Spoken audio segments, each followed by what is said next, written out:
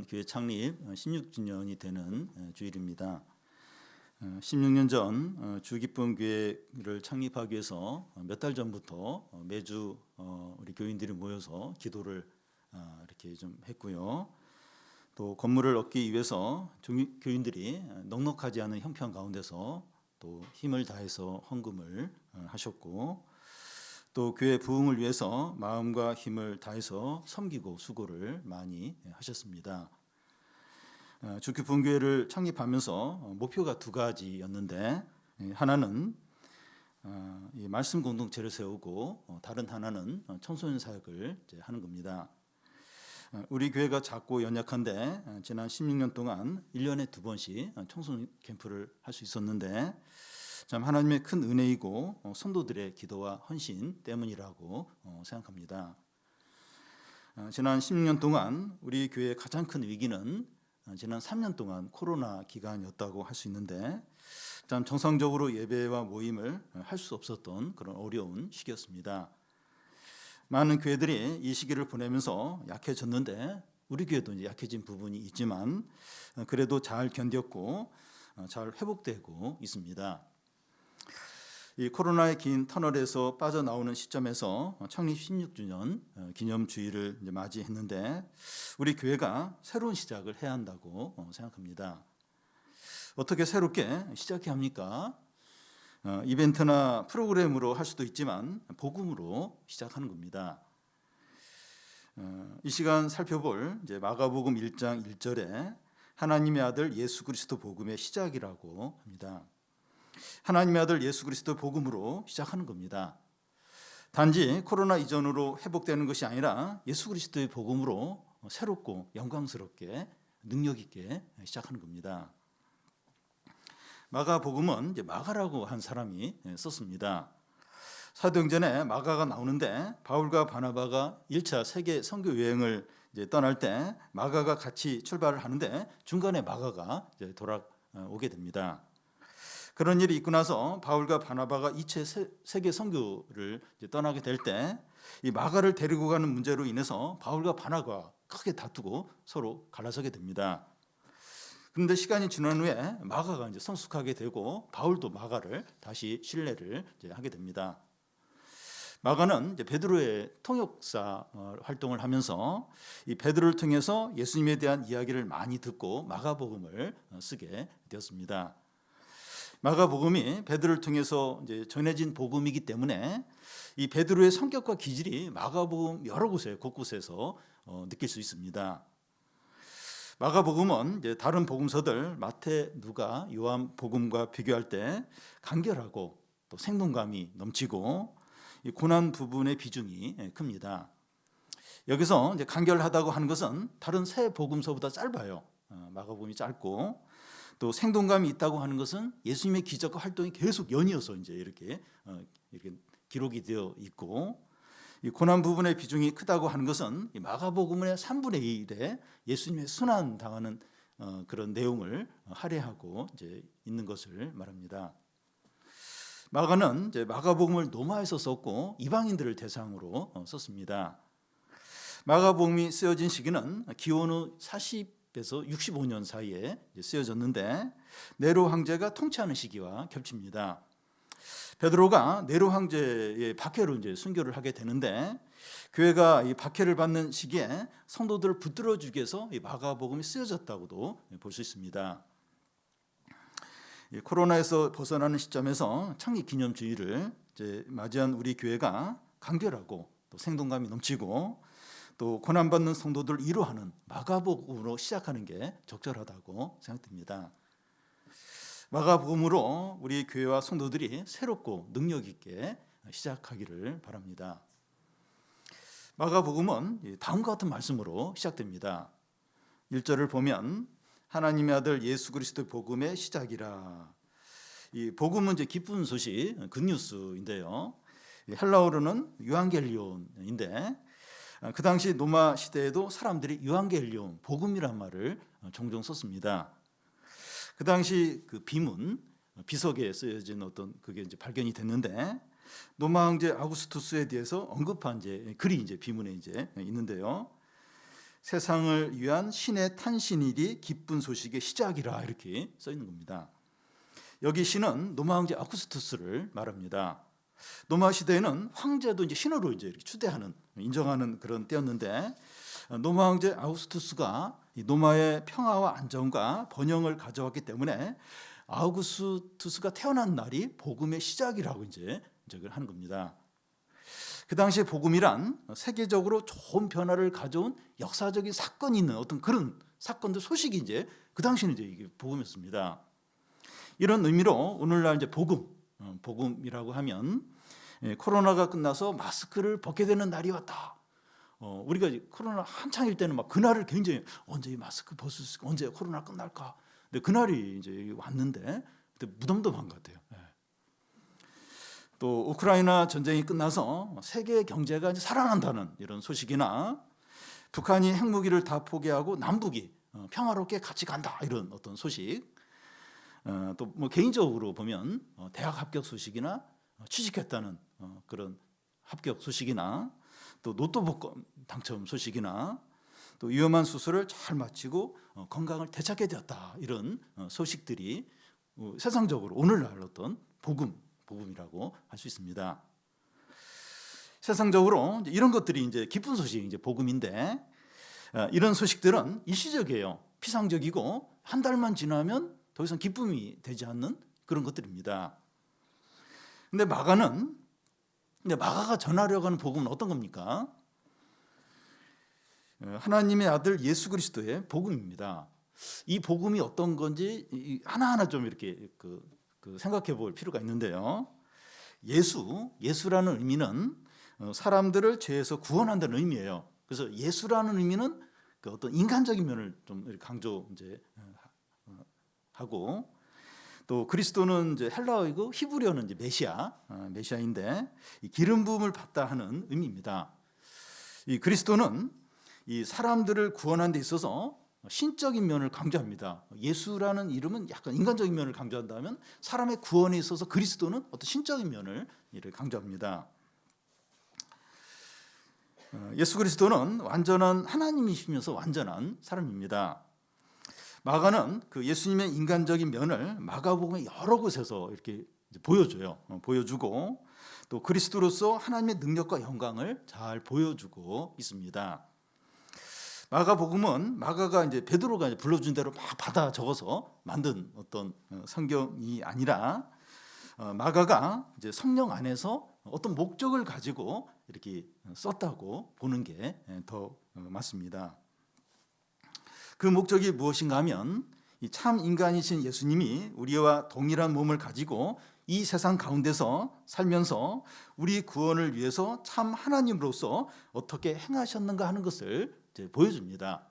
그러니까 참 마가복음에 보면 그 예수님이 참 인간으로 이렇게 사시는 그런 부분들이 잘 표현이 돼 있어요. 그러면서 또 참 하나님으로서 어떻게 우리의 구원을 이루시는가 하는 것을 이 마가복음이 다른 그 새 복음서보다 훨씬 잘 이렇게 보여주고 있습니다.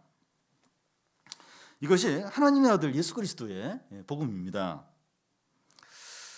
이 복음은 우리가 할 일들을 말하는 것이 아니라 하나님 하신 일을 말합니다. 이것이 이 복음이 세상의 모든 기쁜 소식과 본질적으로 다른 거죠. 그러니까 세상에도 기쁜 소식, 노마 시대에도 유앙겔리온, 복음이 있었어요. 근데 그런 복음하고 지금 이제 마가가 얘기하는 이 마가 복음, 예수 그리스도의 복음하고 본질적인 차이가 뭐냐? 이 복음, 이 마가복음에서 말하는 이 복음은 그 하나님이 하신 일을 이야기하는 거예요. 하신 일, 사람이 할 일을 얘기한 게 아니라, 이게 이제 이 세상의 기쁜 소식과 다른 점이죠. 이것이 우리에게 진정한 기쁨이에요. 그리고 영원한 행복이고 참된 구원이죠. 하나님이 우리를 위해서 하신 일, 사람이 되셔서, 이게 우리에게 진정한 기쁨이고, 이게 진정한 우리를 이제 건지는 거죠. 여러분, 요즘에 뉴스를 보거나 주위에 들리는 소식이나 우리 가정 안에서 좋은 소식이 있습니까? 너무나 기쁘고 행복하고 소망을 주는 소식이 있습니까? 지난 주일에 자영업을 하는 두 교우와 이야기를 좀 나눴는데, 너무나 힘들고 미래가 이제 안 보이는 겁니다. 수입은 줄어드는데 금리와 물가가 다 올라가니까 더 이상 버틸 수 없는 겁니다. 우리 상황이 다 다르지만 어려워요. 또 힘들고 또 소망이 없는 건 비슷한 것 같습니다. 우리 사회에서도 뭐 빌라왕, 그래서 20, 30대 그 신혼부부들이 전세금을 다 날리는 거예요. 그런 걸 좀 그렇게 뿌리 뽑고 더 이상 일어나지 않도록 해야 될 것 같은데 계속 그런 유사한 일이 반복이 되고 그런 일이 안 없어지는 거예요. 또 미얀마는 지금 군사 접권 2년째 맞이하는데 그 미얀마 국민들이 엄청난 고통을 겪고 있습니다. 우크라이나 전쟁은 이제 1년이 넘었고 어떤 온 세계 안에 이런 불법과 고통과 아픔이 있는데 이게 끝날 그게 안 보이는 겁니다. 우리가 어디서 진정한 기쁨과 행복과 구원을 얻을 수 있습니까? 우리의 사정과 처지와 어려움을 다 아시는 참 사람이시고 참 하나님이신 예수 그리스도의 복음이죠. 예수 그리스도가 그 이사야서 6장에 보면 지극히 높은 보좌에 앉으셔서 온 세상을 다스리는 분으로 이렇게 나오고 또 지극히 거룩하세요. 그리고 그의 영광이 온 땅을 충만케 하시는 만군의 여호와이십니다. 이런 만군의 여호와 하나님이 사람이 되셔서 우리의 유익과 구원을 위해서 행하신 것이 복음인데 이게 우리에게 가장 필요해요. 이게 제일 필요합니다. 우리에게 진정 필요한 게 이거 아닙니까? 현재 우리 상황이 아무리 어렵고 가진 것이 없고 미래가 절망적이라도 하나님의 아들 예수 그리스도의 복음으로 시작하시기 바랍니다. 다음은 길을 예비하는 전령자입니다. 제가 초등학교 다닐 때는 매주 월요일 아침에 정규생이 운동장에 모여서 아침 조회를 했습니다. 그런데 아침 조회를 시작하기 전에 목소리가 큰 체육 선생님이 이제 그 먼저 올라와서 이제 마이크를 잡고 빨리 모여. 몇 반 몇째 줄 똑바로 서 조용해. 이러면서 이제 준비를 이제 시킵니다. 모든 준비가 다 되었을 때 이제 교장 선생님이 나타나 강단에 올라서 긴 이제 훈화 말씀을 이제 합니다. 만약에 체육 선생님이 나오기 전에 교장 선생님이 먼저 나오면 아무것도 할 수가 없죠. 체육 선생님이 학생들이 이제 교장 선생님의 말씀을 잘 듣도록 준비시키는 게 전령이죠. 전령으로 이제 먼저 나와서 준비를 시키는 거죠. 1절에 하나님의 아들 예수 그리스도의 복음의 시작이라고 해서 바로 예수님이 이제 소개가 돼야 될 것 같은데 그 전에 예수님 전에 전령이 먼저 소개가 됩니다.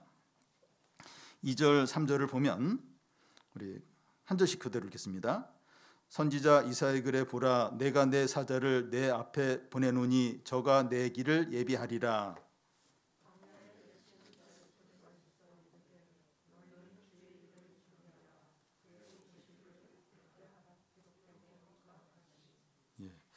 이 아침 조회할 때 체육 선생님처럼 오실 메시아를 준비하기 위해서 전령자가 먼저 온다는 겁니다. 그 전령자를 먼저 이제 소개를 하고 있어요. 3절에 너희는 주의 길을 예비하라 그의 젖경을 평탄케 하라는 말씀은 이사야서 30장 40장 3절을 약간 변형해서 인용한 겁니다. 이사야서의 이 말씀이 어떤 상황에서 선포되었는가 하면 유다 백성이 바벨론에 망하여 포로로 잡혀가서 지내고 있는데 주님이 그들을 구원하기 위해서 찾아오신다는 겁니다. 주의 길을 예비하라 그의 젖경을 평탄케 하라 하는 것은 전령자가 이제 왕 앞에 앞서가면서 꾸불꾸불하고 웅덩이가 파여져 있고 골짜기가 있는 곳을 다 메꿔서 평탄한 길을 만드는 것을 말합니다. 왕이 그의 백성을 구하러 오는데 방해받지 않고 거침없이 빨리 올 수 있도록 정리 작업을 하는 거예요. 고속도로를 뚫는 것을 말합니다. 그와 같이 하나님의 아들이 사단과 제 노예로 돼 있는 백성들을 구원하기 위해서 오시는데 전령자로 세례요한이 먼저 오는 겁니다. 그러면 세례요한이 주님이 오시는 길을 평탄케 하는데 그게 어떤 것을 의미하느냐 하는 겁니다. 사람들이 이제 성장 과정에서 부모나 선생님이나 친구들로부터 이 받은 상처와 정서적인 아픔과 제 문제들이 있습니다. 이런 내적인 문제가 사람과의 관계뿐만 아니라 신앙생활하는데도 방해가 됩니다. 특히 신앙은 마음 안에서 일어나는 것인데 마음이 닫혀 있고 또 상처가 있고 병들어 있으면 말씀을 들어도 말씀이 들리지 않게 됩니다. 세례 요한이 예수님께서 그의 백성을 오시는 길을 예비한다는 것이 어떤 것입니까? 실제로 뭐 길을 뚫는 겁니까? 사람들의 마음을 준비시키는 것을 말합니다. 사람들의 마음속에 있는 장애물을 제거하는 거예요. 4절을 보면 세례 요한이 이르되 광야에서 죄 사함을 받게 하는 회개의 세례를 전파하니, 세례 요한이 주님의 길을 예비하기 위해서 하는 일은 백성들에게 회개의 세례를 전파하는 겁니다. 백성들의 죄를 책망해서 그들이 죄를 깨닫고 회개하도록 하는 거예요. 요한은 이 백성들의 죄를 지적하고 책망하는데 눈치를 보지 않고 조금도 주저하지 않았습니다. 다른 복음서에 세례 요한이 백성들에게 이렇게 한 말이 나와 있는데, 독사의 자식들아 너희가 아브라함의 자손이라고 스스로 말하지 말라. 하나님이 이 돌들로도 그의 백성을 삼으신다. 도끼가 나무뿔에 놓였으니 회개하지 않는 자는 다 찍어 불 속에 던지리라. 요한은 종교 지도자들뿐만 아니라 그 당시 그 지역을 다스리던 헤롯 왕의 죄에 대해서도 거침없이 주저하지 않고 죄를 정황했습니다. 그런데 이 죄를 자복하고 깨닫고 회개하는 것이 그 예수님을 맞는 이렇게 회개하는 것이 어떻게 주님의 길을 예비하는 것이 됩니까? 자기가 죄인인 줄 알아야 구원을 주시는 주님을 소중하게 여기기 때문입니다. 이것은 마치 자기의 병의 심각함을 알아야 의사를 찾는 것과 같습니다. 남자들은 몸에 이상이 있어도 병원에 잘 가지 않으려는 경향이 있습니다. 아내가 남편을 억지로 이제 병원에 데려갔는데 의사가 물어도 시큰둥하게 이렇게 대답을 하고 빨리 끝내고 집에 갈 생각만 합니다. 그런데 이제 검사 결과가 나왔는데 위 안에 혹이 있는데 암일 가능성이 많다는 얘기를 하는 거예요. 그때부터 이 남편은 부인이 병원에 가자고 말할 필요가 없습니다. 자기가 먼저 병원 가는 날짜를 챙기고 의사를 보면 90도로 인사를 하고 의사 앞에서 얼마나 고분고분한지 모릅니다. 자기에게 심각한 병이 있다는 것을 알기 때문이죠. 세례 요한이 예수님의 길을 예비하는 것은 사람들의 죄된 상태를 보여주는 거예요. 하나님의 말씀을 통해서 너희의 죄가 얼마나 심각하고 그 죄에 대한 하나님의 심판이 얼마나 큰가 하는 것을 보여주는 거죠. 사람들은 이 자신 안에 있는 죄악 덩어리를 보고 심각함을 알아야 십자가를 바라보게 됩니다. 여러분, 자기의 죄에 대해서 한 번도 심각함을 느끼지 못하고 절망해 보지 않은 사람은 형식적으로 냉랭하게 신앙생활을 하게 됩니다. 아프지도 않는데 약 먹으라고 하고 병원에 가라고 하니까 억지로 가는 것과 같아요. 나는 아무렇지도 않은데 왜 자꾸 이러는 거야? 이러면서 억지로 그냥 이렇게 마음 없이 이제 하는 것과 같습니다. 그런데 도덕적으로 실패를 하든지 죄를 지어서 사람들로부터 비난을 받아본 사람은 자기가 확실히 죄인지 알아요. 또 죄의 심각함을 알기 때문에 신앙을 갖게 되면 진지하게 마음을 다해서 신앙생활을 하게 됩니다. 탕자는 자기가 죄인 줄 알아요. 그리고 죄가 얼마나 심각한지 알기 때문에 참 감사하면서 간절하게 신앙생활을 이제 합니다. 세례 요한의 설교는 이 백성들이 듣기에 위로가 되거나 기분 좋게 하는 설교가 아니었습니다. 그렇지만 백성들의 반응이 어떠했어요? 5절을 보면 같이 한번 읽겠습니다.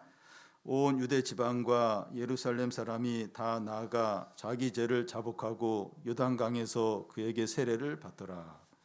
유대와 예루살렘에 사는 많은 사람들이 광야에 있는 세례 요한에게 나와서 이렇게 설교를 듣고 세례를 받는 겁니다. 구약의 마지막 선지자 말라기 이후로 400년 만에 이 세례 요한이 선지자로 나타나니까 사람들이 많이 몰려온 겁니다. 그들이 자기 죄를 자복했다고 하는데 이 자복했다고 하는 큰 소리로 자기 죄를 이야기하는 겁니다. 여러분, 유대인들은 얼마나 자존심이 센지 몰라요. 자기 의로 가득한 자들인데 자기 죄를 막 크게 이야기한다는 게 대단한 겁니다. 또 요단강에서 세례를 받았다고 하는데 우리가 이제 세례 받는 것처럼 이렇게 물을 조금 머리에, 그게 아니고 침례를 얘기해요. 요단강이 완전히 잠수했다 나오는 그런 세례를 말합니다. 그 당시 이런 세대는 이런 세례는 그 이방인들이 유대교로 개종할 때 이런 의식을 했다고 합니다. 그런데 유대인들에게 이런 세례를 받으라고 하는 것은 이방인 같은 죄인이라는 것을 인정하라는 것이고, 또 혈통적으로 아브라함의 자손이라는 그런 헛된 의를 이제 버리라는 거죠. 말로만 죄를 고백하는 것이 아니라 행동으로 죄를 고백하라는 거죠.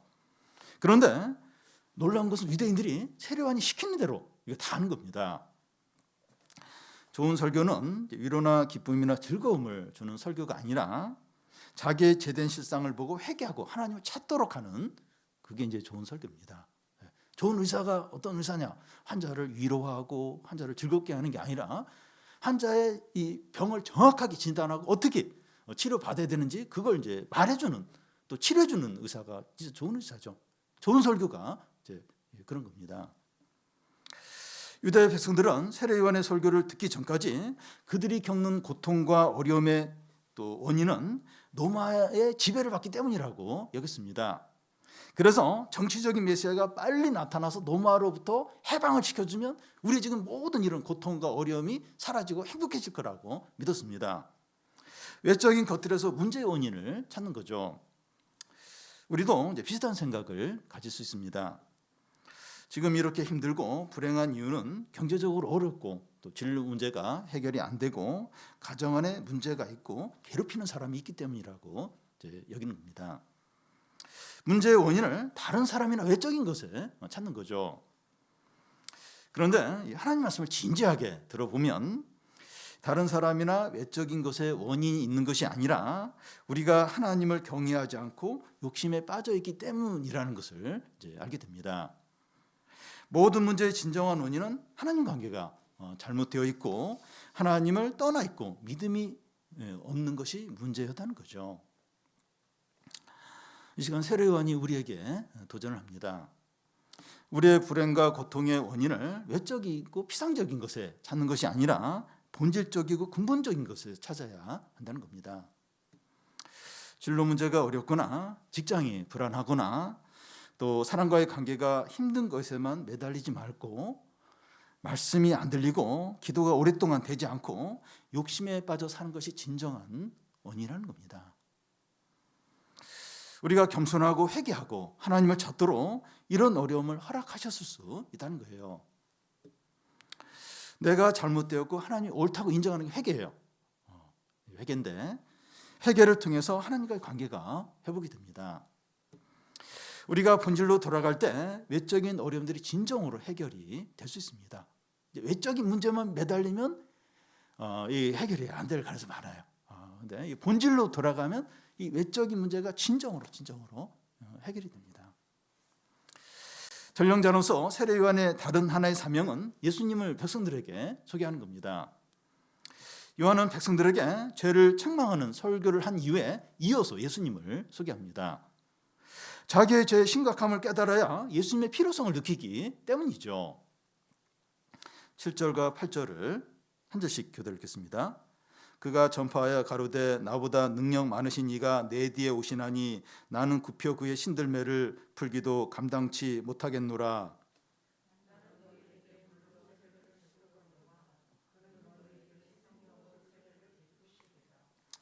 여기서 세례요한과 예수님의 차이가 분명히 나타납니다. 세례요한의 역할은 엑스레이와 같아요. 사람들의 죄악이 얼마나 크고 심각한 게 이제 보여주고 하나님의 심판을 이제 보여주는 겁니다. 그래서 회개해서 예수님을 영접하도록 마음의 준비를 시키는 거죠. 그렇지만 세례 요한은 죄를 없애주거나 새롭게 하지 못합니다. 병을 진단해주고 진단 결과를 알려주면서 아주 훌륭한 의사를 소개해 주는 것과 같습니다. 이것이 율법의 역할이죠. 율법의 역할이나 세례 요한의 역할이나 비슷합니다. 그러면 예수님이 하시는 건 뭡니까? 이 사람의 죄악을 없애고 변화시키고 새 사람이 되게 하는 거예요. 자기가 죄인임을 인정하고 예수님을 믿는 사람은 누구든지 거듭나게 하시고 하나님의 자녀가 되게 하십니다. 예수님에게 이것이 가능한 이유가 뭡니까? 세례 요한은 이걸 못해요. 근데 예수님은 이걸 하세요. 그 이유가 뭡니까? 두 가지로 볼 수 있는데, 하나는 세례 요한은 물로 세례를 주지만 예수님은 성령으로 세례를 주시는 겁니다. 예수님은 성령으로 사람들의 죄를 없애고 새롭게 하고 온전케 해요. 예수님은 자신이 성령으로 충만할 뿐만 아니라 모든 사람에게, 믿는 모든 사람에게 성령을 부어주십니다. 성령만이 우리를 변화시키고 새롭게 하십니다. 다른 하나는 세례요한이 말하기를 나보다 능력 많으신 분이 내 뒤에 오신다고 하는데, 예수님은 하나님의 능력을 가지신 분이십니다. 예수님만이 하나님의 능력으로 죄와 사단의 종된 우리를 구원하실 수 있습니다. 사랑하는 여러분, 우리는 우리가 죄인인 것을 인정하고 죄를 고백하는 것으로 끝나지 않습니다. 회개가 필요한데 회개가 전부가 아닙니다. 만약에 우리가 죄인인 것을 인정하는 것이 전부라면 비참하고 절망적일 거예요. 마치 중병에 걸린 사람이 어떤 병인지 정확히 아는 진단 결과를 가지고 있지만 고침을 받지 못하는 사람과 같습니다. 비참하죠. 절망적이죠. 그러니까 무슨 병인지 알아요. 분명히 아는데 고쳐지지가 못하는 거예요. 그러니까 이런 사람은 아예 무슨 병인지 모르고 살다가 죽는 게 나을 겁니다. 그런데 자기가 죄인임을 알면서 예수님께 나아가지 않는 사람이 이런 상태에 있다는 겁니다. 실제로 이런 상태에 있는 사람이 있습니까? 많아요. 많습니다. 항상 죄의식 가운데 있고 우울해요. 뭔가에 매여 있습니다. 자기가 죄인지를 알지만 예수님께 적극적으로 나아가지 않습니다. 그러니까 이게 보면 율법적인 신앙 오랫동안 복음은 잘 모르고 그런 분들이 그래요. 항상 죄의식 가운데 있는 거예요. 그리고 어떤 것에 매여 있고 그리고 어두워요. 항상 우울한 가운데 있습니다. 어떤 진정한 기쁨, 어떤 은혜를 누리고 이런 게 없는 거예요. 항상 우울하고 죄의식 가운데 있고 매여 있고 이런 상태에 있는 겁니다. 교회 생활도 열심히 하고 봉사도 많이 하지만 항상 어두워요. 어둡고 매여 있고 항상 이 죄의식 가운데 있는 겁니다. 우리가 이 말씀을 통해서 죄인이고 문제가 많고 이 허물이 많다는 것을 깨달았을 때 예수님의 이름을 더 부르고 더 주님께 나아가야죠. 예수님은 성령과 능력으로 충만하신 분이십니다. 예수님께 나오는 자들 중에서 치료받지 못하고 되돌아간 사람 아무도 없어요. 아무도 없습니다. 아무리 상태가 안 좋고 아무리 절망적이고 아무리 죄를 많이 지었다 해도 주님의 이름을 부르며 나오기만 하면 다 새롭게 되고 변화되고 치료가 됩니다. 예수님은 의인을 부르러 오신 것이 아니라 죄인을 부르러 오셨기 때문이죠. 그러니까 그 죄를 자꾸 이렇게 숨기거나 예수님께 안 나오는 게 문제지 죄가 많은 건 아무 문제가 안 돼요. 명의 최고의 의사에게는 이렇게 환자가 나오기만 하면 돼요. 그 병 이렇게 솔직하게 인정하고 의사에게 맡기면 이제 치료가 되는데 명의에게 안 나오는 거, 안 나오고 막 안 아프다고 이러면 이제 가망성이 없는 거죠. 그러니까 성경에 보면 예수님을 만난 사람들이 많아요. 근데 너무 너는 죄가 심각해서 또 너무 너는 병이 심각해서 내가 고칠 수 없다. 그런 사람 아무도 없었어요. 예수님께 나오기만 하면 예수님을 믿기만 하면 누구든지 다 치료되고 다 회복되고 새 사람이 되었습니다. 마지막으로 이 전령자로서 세례 요한의 삶입니다. 6절을 보면 요한은 약대털을 입고 허리에 허리띠를 띠고 메뚜기와 석천을 먹더라. 하나님의 아들이신 예수 그리스도의 전령이라면 흰 말을 타고 높은 지에 있고 또 궁궐 수준의 집에 살고 부유한 생활을 하는 사람이어야 할 것 같아요. 그런데 세례 요한이 사는 곳이 어디입니까? 광야. 사람도 살지 않고 들짐승과 정갈과 뱀이 사는 그런 곳에서 이제 사는 겁니다. 그의 복장은 어떻습니까? 약대털 옷을 입었다고 하는데 약대는 이제 낙타를 말하는데 이 낙타털이 참 이렇게 세다 그래요. 이렇게 거칠고. 그러니까 그 낙타털 옷을 입으니까 얼마나 불편하겠습니까? 그런 얘기도 있는데 낙타털을 입으니까 잠을 편히 못 자는 거예요. 그러니까 항상 깨어서 기도하고 막 이제 이러기 위해서도 이런 옷을 입었다는 말도 있는데 어쨌든 이 낙타털 옷을 입었고 또 그가 먹는 건 뭡니까? 메뚜기와 석청이라는 거예요. 이 석청은 이제 들꿀을 이제 말하는데 세례요한이 요즘에 구하기 힘든 건강식품을 먹고 살았다고 할지 모릅니다. 그런데 이 건강식품은 한 번씩 이제 건강을 위해서 먹어야지 주식으로 매일 이제 건강식품 먹으면 고통이죠. 너무 이제 힘듭니다. 세례요한의 이런 삶이 보여주는 게 뭡니까? 하나님의 부르심과 사명에 헌신하기 위해서 단순하고 청빈하고 절제하는 삶을 이제 사는 겁니다. 세례요한은 그 이사야서를 읽고 이제 묵상을 하면서 광야에서 외치는 자의 소리가 바로 자기라는 걸 깨닫고 그 부르심에 헌신하기 위해서 이런 단순한 삶을 사는 겁니다. 그런데 그는 초라한 모습이죠. 참 가난한 그런 그 삶이었지만 그 당시 가장 큰 영향력을 가졌습니다. 광야에 있었는데 사람들이 구름대처럼 몰려들어서 그의 설교를 듣고 막 회개하고 세례를 받았습니다. 사람들이 그를 얼마나 대단하게 여겼는가 하면 구약에서 예언한 메시아가 당신 아니냐고 막 그렇게 이제 생각을 했습니다.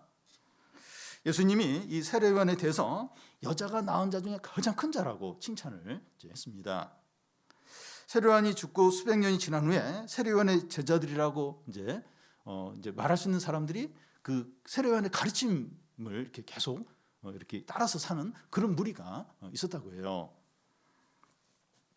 이것이 무엇을 말하는가 하면 자기를 높이지 않고 하나님의 부르심에 충성하고 자기를 절제할 때 비참해지고 불행해지는 것이 아니라 하나님께서 높이시고 존귀케 되고 능력 있게 하신다는 겁니다.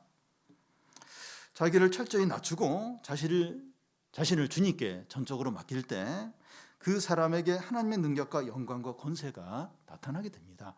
그러니까 참 보면 이렇게 참 하나님께 놀랍게 사용이 되고 어떤 큰 은혜와 능력 있는 사람들의 특징이 뭔가 하면 자기를 하나님 앞에서 하나씩 낮춰요. 그리고 자신을 하나님께 전적으로 맡깁니다.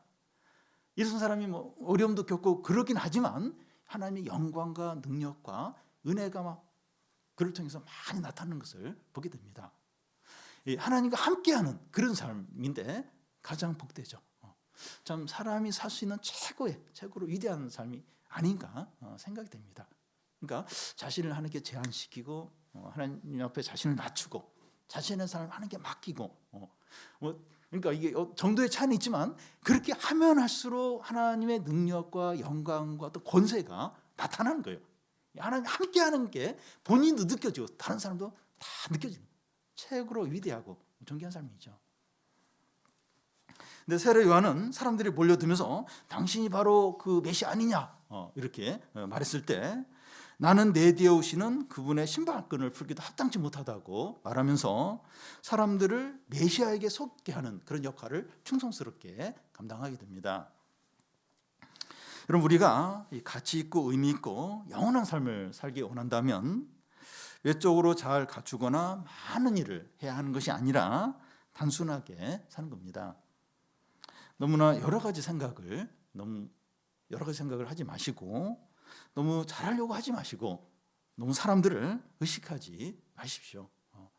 사람들의 어떤 평가들 또 사람들과 비교하고 그렇게 하지 않는 겁니다. 오늘 나에게 주어진 일을 믿음으로 최선을 다하고 우리가 할 수 없는 일은 하나님께 맡기고 모든 일에 감사함으로 하는 겁니다. 우리가 하나님 뜻대로 살고 하나님이 우리 삶을 통해서 나타나시고 사람들에게 예수님을 소개할 수 있다면 이거보다 더 위대하고 더 복되고 가치 있는 삶은 없을 것입니다. 그러니까 세례 요한이 그렇게 살았어요. 자신의 모든 걸 제한시키고 자신을 하나님께 헌신하면서 예수님이 나타나도록 어떻게 해서든 예수님이 나타나도록 복음이 전파되도록 그렇게 이제 그런 삶을 살았는데 우리도 이제 우리가 그렇게 삶을 산다면 나를 통해서 예수님이 잘 나타나고 사람들이 또 예수님 믿게 되고 또 하나님의 능력이 나를 통해서 나타나고 그렇다면 그것보다 더 가치 있고 의미 있고 위대한 삶이 없는 거죠. 단순하게 살 때 이런 삶이 가능해집니다. 단순하게 살 때 시간과 돈과 막 친구들이 많으면 신앙생활 제대로 하기가 어려워요. 그 야고보서에 나온 대로 그 부유한 형제는 그 자기 낮아짐을 자랑하라. 철저하게 제한시키는 거죠. 간절하게 이렇게 신앙생활을 하려고 하는 거죠. 그러니까 단순하게 시간과 돈과 뭐 재능과 이런 게 많아도 최대로 단순하게 살 때 이제 이런 복된 삶을 살 수 있습니다. 우리의 삶이 진리와 예수 그리스도와 복음을 위해서 단순해지고 분명해지고 헌신적이 되기를 바랍니다. 하나님의 아들 예수 그리스도의 복음의 시작입니다. 우리의 상황과 어려움과 미래가 어떠하든지 하나님의 아들 예수 그리스도의 복음으로 기뻐하고 새롭게 되고 풍성하고 능력 있게 되는 성도들과 주기쁜 교회가 되기를 바랍니다.